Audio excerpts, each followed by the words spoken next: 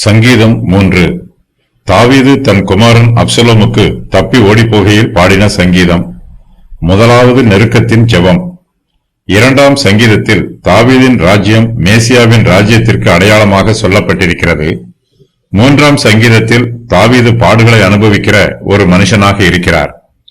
ரட்சிக்கப்பட்டவர்களுக்கு தேவனுடைய தெய்வீக பாதுகாப்பு உண்டு. கர்த்தர் தம்முடைய பிள்ளைகளுக்கு தெய்வீக சமாதானத்தையும் பரிசுத்தமான பாதுகாப்பையும் கட்டளையிடுகிறார். தாவீது தன் குமாரன் அப்சலோமுக்கு பயந்து தப்பி ஓடிப்போகிறார். தன்னுடைய அரண்மனையை விட்டும் தன்னுடைய ராஜ்யத்தின் தலைநகரமாகிய எருசலேமை விட்டும் தப்பி ஓடிப்போய் விடுகிறார்.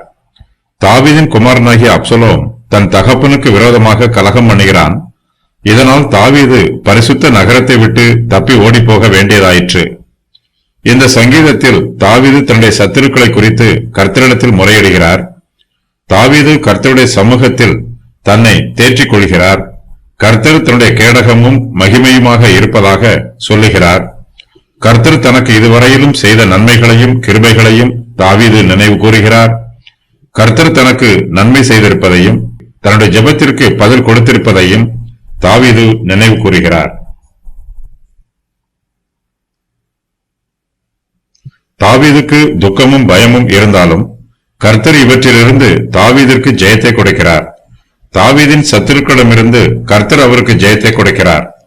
தாவீது கர்த்தருக்கு துதி கனம் மகிமையை செலுத்துகிறார். தேவனுடைய தெய்வீக ஆசீர்வாதத்திற்காக அவரை துதிக்கிறார்.